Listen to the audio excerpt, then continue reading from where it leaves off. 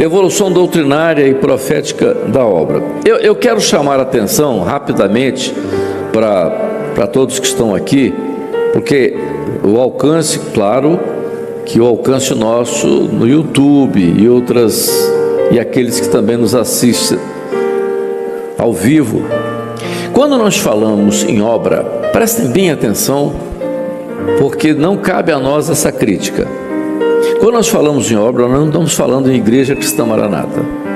Nós estamos falando de uma realização, de uma operação do Espírito Santo na vida de um povo. Isso nós chamamos de obra, e isso nós vamos evidenciar de maneira muito clara na Bíblia.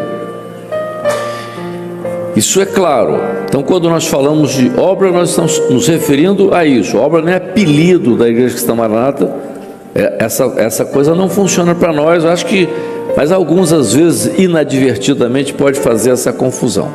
Passa ao próximo. Bom, quando nós falamos da doutrina da igreja, também não estamos falando da doutrina da Igreja Cristã Maranata, nós estamos falando da doutrina da igreja. O que é a doutrina da igreja? A doutrina da igreja é tudo aquilo que movimenta toda a forma de atuação da igreja. Quem olha o livro de Atos dos Apóstolos vai ver, eu costumo dizer, aqui tá. Eu costumo dizer que o livro de Atos dos Apóstolos é como a fisiologia da igreja. A igreja, se quer saber o que é a igreja, é você olhar o livro de Atos dos Apóstolos. Aquilo que acontece no livro de Atos dos Apóstolos, descrito nos 30 anos por Lucas, é exatamente aquilo que é a igreja que foi e a igreja que será até o dia da segunda vinda de Jesus. No livro de Apocalipse, esse texto aqui que é importante: vi outro anjo voar pelo meio do céu e tinha o evangelho eterno para proclamar. Por que evangelho eterno? Quando nós abordamos essa experiência, primeiro que evangelho é uma coisa diferente de cristianismo, tá? O cristianismo às vezes não está dentro do evangelho. A pessoa pode se identificar como cristão sem estar aqui dentro. Aqui é um projeto que está na palavra, especialmente no Novo Testamento, quando define bem, apesar de já estar definido também no Velho Testamento. Muito bem, então o Evangelho Eterno é um projeto de Deus para com o homem que é antes da obra criadora, por isso que é eterno, né? Então isso aqui mostra o que está no livro de Apocalipse. Vamos lá, pode passar o próximo. Muito bem. Em Atos 2, então por isso que eu digo que o livro de Atos é a fisiologia da igreja. E perseveravam unânimes, e perseveravam na doutrina dos apóstolos e na comunhão, no partir do pão, não é? E nas orações. Então, perseveravam na doutrina. Vamos lá. Então a doutrina da igreja, ela surge em que momento? Ela surge no primeiro século. Não, a Igreja Maranata criou uma doutrina. Não, senhor. A doutrina da igreja é mencionada no primeiro século. Quando nós olhamos, e por isso eu quero que vocês entendam, porque são as mulheres são muito mais... muito sempre, né? Eu te diz isso, eu também digo, as mulheres são muito mais detalhistas, né? Oram mais, tem uma série de qualidades a mais do que os homens, né? Mas vejam, então para vocês, as professoras, a doutrina, ela começa na igreja, na igreja primitiva. Quando o João vê no Apocalipse as 7 cartas à igreja da Ásia, às igrejas da Ásia, aquelas 7 cartas, elas identificam períodos, ou seja, 7 períodos da igreja na sua história e na sua vida profética. Então, Éfeso, Esmirna, Pérgamo, Tiatira, Sardes, Filadélfia e Laodiceia, as 7. cada igreja daquela mostra profeticamente um tempo. Então nós pegamos a igreja de Éfeso. A igreja de Éfeso é chamada, é o tempo aceitável, é a primeira igreja, é a igreja que nasce, ela surge ali pós-Pentecostes. O que acontece aqui? Toda a doutrina, prestem atenção, toda a doutrina da igreja é gerada aqui no primeiro século. Quando o Pentecostes acontece, vem toda aquela operação do Pentecostes, tudo aquilo que aconteceu mais tarde, Paulo, especialmente Paulo, começa a mostrar com detalhes o que tinha acontecido no Pentecoste, quando ele descreve, por exemplo, a operação do Espírito Santo e que ele particulariza falando sobre dons espirituais. Muito bom. Quando a doutrina, vejam o seguinte, quando a doutrina nasce aqui no primeiro século, o que acontece? O que acontece? É como se a chamada fase embrionária da doutrina. Tudo está se formando ali naqueles primeiros, especialmente nos primeiros 30 anos da igreja, não é? Desde do Pentecostes, depois vê o aparecimento de Paulo, o surgimento da igreja de Antioquia, que era fora de Israel. Muito bem, a doutrina começa a ser formada. O que acontece aqui? Oposição. Então nós vamos falar, a oposição à doutrina verdadeira sempre existiu. Vamos mostrar aqui. Quando a igreja nasce aqui, a doutrina começa a surgir aqui, e aqui surge uma oposição. Qual foi a oposição? A primeira grande oposição é que a igreja que nasce em Jerusalém, prestem atenção, a igreja tinha menos de 120 pessoas quando Jesus partiu. 2 mensagens de Pedro e ela passa para 8.000. Então, dentro de Jerusalém, quando a igreja começa a tomar esse porte dentro de Jerusalém, a doutrina começa a sofrer uma oposição. Isso na embriogênese da doutrina, que foram primeiro os judaizantes, que se converteram ao cristianismo, mas queriam trazer todo o costume da lei mosaica, que era o costume da tradição de Israel, para dentro da doutrina da igreja. Isso criou um tumulto. Outros dizem, não há muita clareza sobre isso, sobre os nicolaítas mencionados também, que eram uma particularidade de um grupo, dizem que era um daqueles 7 diáconos, chamado Nicolau, que se desviou e pregava alguma coisa envolvendo sensualidade, não interessa o caso. Mas na verdade isso foi uma oposição. Se essa oposição aqui tivesse êxito, isso poderia contaminar a doutrina que estava sendo gerada. O que aconteceu? Em meio a isso aqui, houve uma reunião importante, historicamente importante e também profeticamente importante, que foi mais ou menos no ano 53, não sei mais ou menos a idade, que foi chamado Concílio de Jerusalém, que está descrito no capítulo 15 de Atos. O que aconteceu nesse concílio? Todas as lideranças agora de Jerusalém e de Antioquia, que era a igreja que já era de gentios, eles vêm para Jerusalém nesse concílio para discutir essa oposição que estava sendo feita à igreja aqui, essa introdução de doutrinas estranhas aqui. Nesse concílio aí tinha Paulo, Silas e tal, mas especialmente Paulo. Pedro, que era de Jerusalém, já tinha tido uma experiência antes do concílio, quando ele tem a visão. Porque a igreja em Jerusalém não aceitava a conversão dos gentios, porque eles eram considerados imundos pela lei. Então Pedro tem aquela visão, lençol, aqueles animais não tornem imundo aquilo que Deus purificou. Quando Pedro chega nessa reunião, ele já está preparado para aquilo que tinha que acontecer. Aqui então foi preservada a doutrina que estava sendo gerada na igreja, Aí veio a biografia de Jesus através dos 4 evangelhos. O primeiro quem escreve é Marcos, também conhecido João Marcos. Alguns acham que Marcos não conhecia nada, mas ele vivia muito com Pedro. Certamente Pedro ditou para ele, porque Marcos era escriba. Ele escreve aos Romanos. Depois, logo em seguida, Mateus escreve a biografia de Jesus para os judeus. Depois Lucas escreve para os gregos e o último, que é o último dos apóstolos, João, escreve para todos os gentios.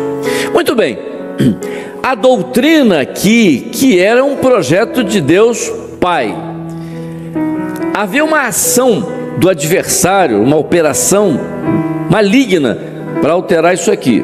Não conseguiu. O que aconteceu?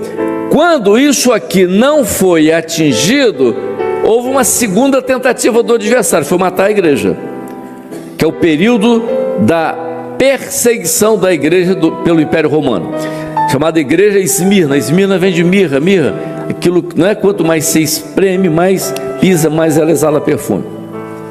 Foi a igreja da perseguição, não é?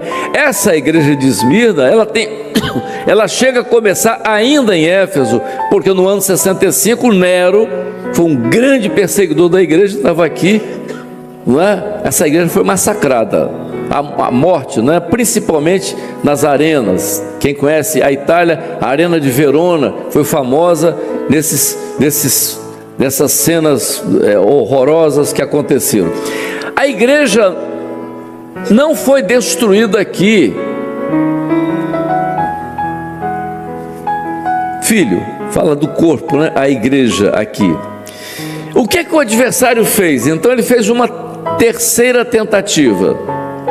Me permitam aqui os políticos, né, que estão aqui, tá? Dizem, não sou eu que disse, dizem, acho que lá atrás, acho que isso não existe mais não. Quando você não consegue vencer um adversário, vamos lá, quem lembra desse jargão antigo? Quando você não consegue vencer, o que você faz? Une-se a ele. Exatamente, muito bem. Olha só, quando ele percebeu que não deu certo a oposição em Éfeso, não deu certo a morte aqui, ele tenta se unir à igreja através de Constantino, quando Constantino diz: todo o Império Romano, cessa a perseguição aos cristãos. Os cristãos já tinham entrado, dominado toda a Ásia Menor. A preocupação de Constantino não era com nada de religião, ele queria sustentar o Império Romano no Oriente, que estava decadente. O que acontece? Quando ele entra aqui, Constantino entra aqui, cessa a perseguição, os cristãos acharam que ele tinha se convertido, coisa nenhuma, ele não se converteu, ele se uniu à igreja. E aqui ele faz a primeira tragédia da igreja. A primeira tragédia da igreja, que durou 1000 anos, que foi a Idade Média. Ele destrói a fé genuína da igreja, quando ele mistura a fé verdadeira ao paganismo, a fé pagã, que era a herança do Império Greco-Macedônico, que veio antes dos romanos. Os romanos eram muito bons nas batalhas, como guerreiros, mas eles tinham uma influência ainda muito grande do Império Greco-Macedônico. Então eles eram pagãos, Constantino era pagão. Depois de Constantino veio Teodósio. Teodósio então fechou com chave de ouro, decretou o cristianismo a religião oficial do Império. Pronto. Aí a igreja mergulhou na Idade Média, em toda aquela tragédia, quando a fé foi destruída, a fé se tornou pagã. Você cria naquilo que você via, não é? Você cria a fé materializada. Então ela se tornou, a pessoa cria, o paganismo cria no sol, na natureza e tal. Então criaram figuras para ter, figuras de Cristo, pedaço de madeira de coisa, e aquela coisa toda, figura de santo. Tudo isso entrou aqui com o Império Romano, certo? Que foi uma desvirtuação tal. Tudo bem, caminhou 1000 anos aqui, 1000 anos. Então você tem aqui, olha o que aconteceu. Na verdade, aqui tem a figura da Trindade, a oposição ao projeto que é do Pai, a morte da igreja, que é a figura do Filho, e a fé do Espírito, a destruição da fé. Então isso aqui seria a figura da Trindade. Quando você entra na quarta igreja, que é a igreja de Tiatira, que é a igreja mais longa, dos 1000 anos. O que acontece lá na igreja de Tiatira? O texto diz assim, não é? Alguém foi lá e colocou: tenho contra ti que habita no meio de ti o espírito de Jezabel. Jezabel, todo mundo sabe quem foi Jezabel. Não é que Jezabel ressuscitou, mas o espírito de Jezabel, que era inimiga do culto a Deus. Vejam o caso de Elias e a sua luta. O que aconteceu? Aquele medo contra o culto. Então a igreja entrou nesse período da Idade Média, para sepultar tudo isso aqui. Muito bem. No início do século XVI, antes já haviam surgido os chamados pré-reformadores. Presta atenção. Reformador é uma coisa, protestantismo é outra. Reformadores eram aqueles que queriam reformar a igreja sem sair dela. Existiram os pré-reformadores, muitos deles antes de Lutero. O que eles queriam? Eles queriam reformar a igreja. Na verdade, quando Lutero aí já entra na igreja de Sardes, que é a quinta igreja, Sardes, século XVI, quando Lutero se levanta e traduz a Bíblia, o que Lutero fez? Eu tenho dito aqui no seminário, nem Lutero soube o que ele fez. Porque Lutero era monge e não queria sair da igreja católica, ele não queria, ele queria reformar, por isso era chamado de reformadores. Ele foi excomungado. Quando ele foi excomungado, ele teve que se esconder e traduziu a Bíblia. Quando ele traduziu a Bíblia, o que aconteceu quando ele traduziu a Bíblia e divulgou a Bíblia, principalmente na Europa? Já estava ali a Alemanha, a Áustria, toda aquela região, França, depois dele veio Calvino. O que aconteceu quando ele traduziu a Bíblia? Quando ele traduziu a Bíblia, profeticamente, era o tesouro escondido, fazendo a análise daquelas parábolas, não vai tomar muito tempo para falar aqui, sobre o que Lutero. Quando Lutero traduziu a Bíblia, ele fez uma coisa, ele não foi protestante, ele não foi reformador sem perceber. O que ele traz? Quando a Bíblia veio à tona, ele resgata isso aqui, a fé. Essa fé que tinha tornado-se supersticiosa, mística, ele vem aqui e resgata essa fé. Por isso, sem ele perceber, ele escreveu 95 teses, mas as 95 teses de Lutero, elas bifurcam, afunilam em cima de um versículo só, que está na carta de Paulo aos Efésios, quando diz: pela graça sois salvos, mediante a fé, isso não vem de vós. Então essa fé não é material, não é mística, não é supersticiosa, essa fé vem de Deus. Esse foi o resgate da fé. Com isso, a palavra volta a ter sentido. Ele traduz a Bíblia para o alemão. Qual a importância disso? A importância disso é trazer de volta a palavra. Aí vamos entrar um pouquinho para nós aqui. Quando nós começamos, nós que eu digo eles, eu vim no colo da mamãe, estou pequenininho então. Mas quando a igreja surgiu, a nossa igreja surgiu, o que o Espírito Santo fez conosco? Não, criou uma... Não, o Senhor não criou nada novo. O Senhor nos colocou dentro disso aqui. De volta à palavra. Então nós vamos à palavra, e qual foi a primeira grande... Olha só, as coisas do Espírito Santo não são por acaso. Qual foi a primeira grande experiência da igreja primitiva? Qual foi? O Pentecostes. O que aconteceu no Pentecostes?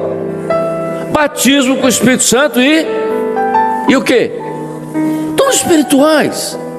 Foi a primeira igreja, foi a primeira experiência da igreja primitiva. Não, os dons espirituais se acabaram porque foi só para o primeiro século, porque o cânon cristão ainda não estava concluído e tal. Alguns dizem isso. Bom, muito bem, não. A operação do Espírito Santo começa no Pentecostes e vai encerrar com o arrebatamento da igreja. Então, a experiência que a igreja primitiva teve foi a nossa, foi a mesma que tivemos. O Senhor nos trouxe a sentir, a ter a mesma experiência da igreja primitiva. Qual foi? Batismo com o Espírito Santo, dons espirituais. Ponto. Só isso. É bíblico? É antibíblico isso? Se alguém disser isso, Só se não tem Bíblia ou só se não crê na Bíblia. Tudo começou com batismo com o Espírito Santo, dom espiritual. Ah, mas e as doutrinas que vocês pregam? As doutrinas que nós vivemos hoje, todas. Eu me lembro de um pastor, viu, Alexandre? Vocês que gostam muito de português, médico, eu sou médico, não gosto de português, né? Por que o médico escreve?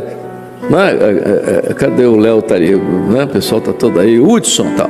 Por que a letra do médico é aquela letra feia, horrorosa, que ninguém entende? Sabe para que aquilo? Para esconder erro de português.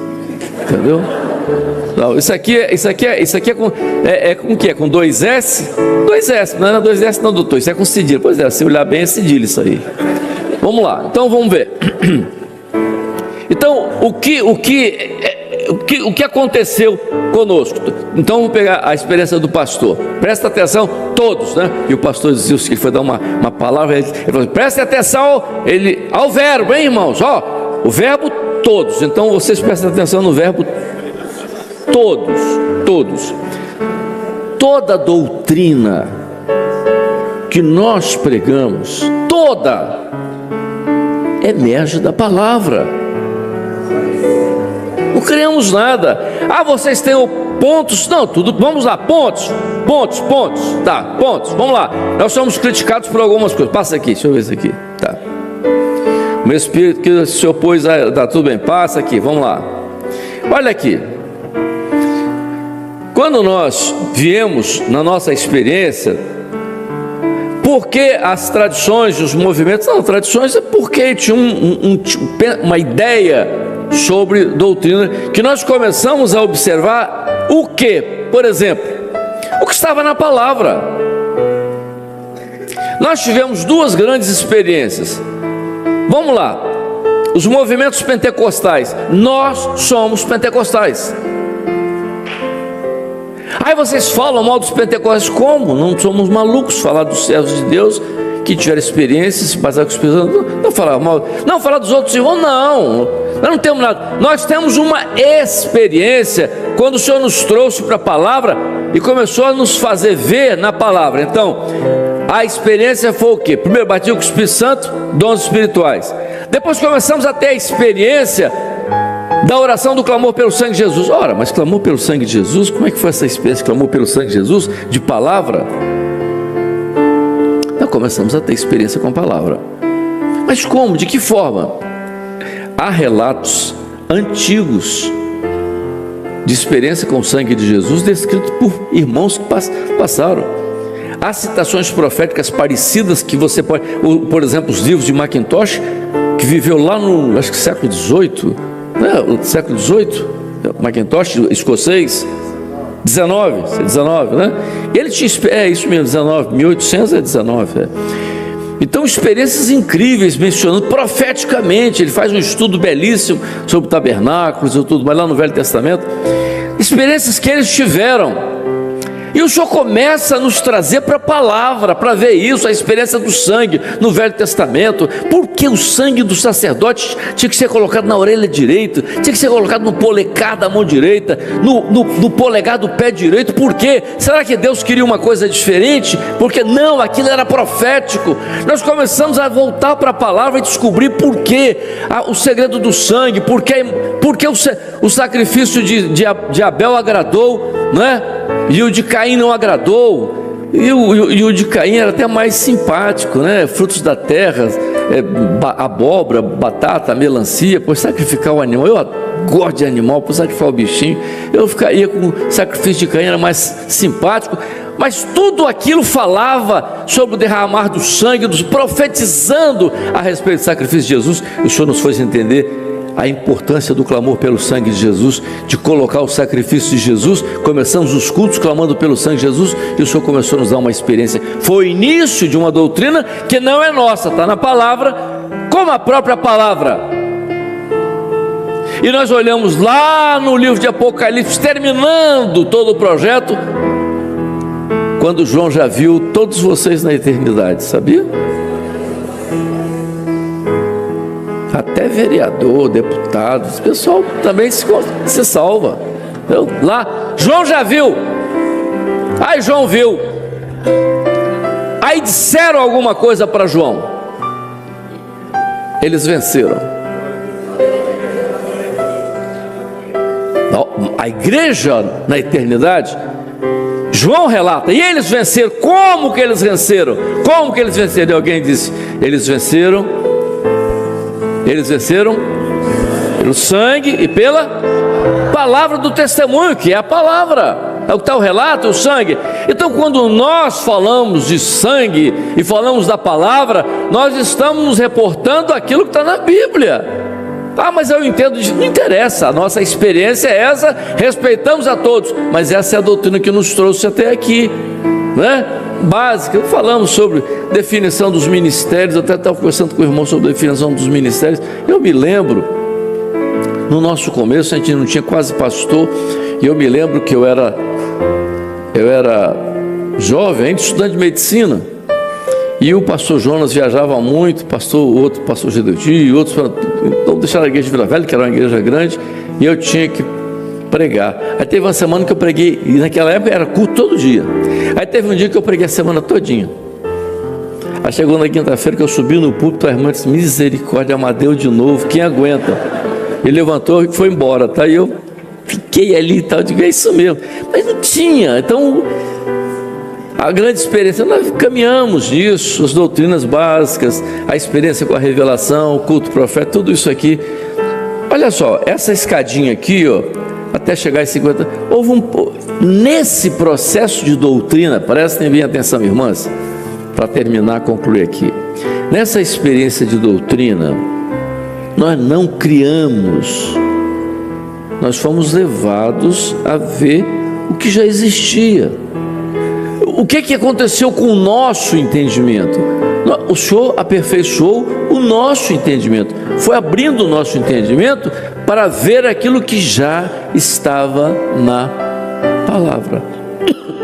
Concluindo mesmo, o pastor Gedeuti fala uns assuntos aqui que são muito interessantes. Ele diz assim: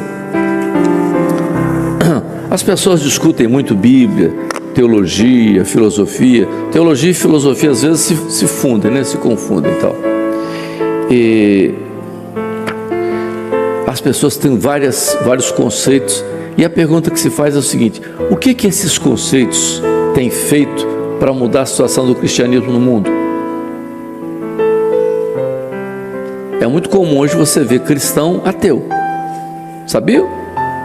Eu tinha um professor que dizia: Amadeu, eu gosto da Bíblia, grande professor, ilustre, gosto da Bíblia como filosofia. A Bíblia é muito rica em citações filosóficas. E eu tinha um colega, grande médico, e ele dizia: Amadeu, eu sou ateu cristão. Rapaz, como é que pode ser isso? Ele disse: Amadeu, Cristo para mim foi um ativista, Cristo para mim foi um líder que levantou uma bandeira do socialismo, até sociedade, isso ele falou. Tadinho, coitado de ser Jesus, mas Jesus está vivo, ele só não pode vir desse jeito, né? Falei, não tem nada a ver. Não, Jesus para mim, ele tem uma filosofia de vida e eu prego a filosofia de Jesus, mas não creio em Deus. É isso.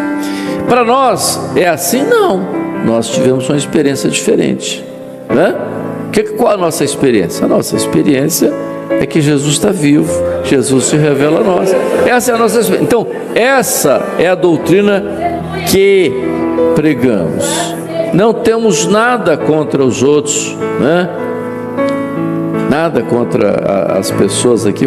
Falei aqui de socialismo, então não tem nada a ver com coisa, com política. Daqui a pouco o pessoal vai sair, eu não sei nem quem são os partidos. Falou contra, não sou contra nada, só estou dizendo o seguinte: a experiência nossa não é ideológica, né? O pastor Luiz Eugênio falou aqui, nós não temos ideologia, nós temos princípios, e os nossos princípios estão dentro da doutrina que está aqui na palavra, né? Assim como pessoas defendem a chamada Constituição do Brasil, tu pode defender, tem um direito, está certo. A nossa está aqui, ó. respeitamos tudo, inclusive as leis, mas nós estamos aqui dentro, mesmo com os nossos amigos que estão aqui, que são políticos, que sabem, nós somos aquilo que está na Bíblia. Amém?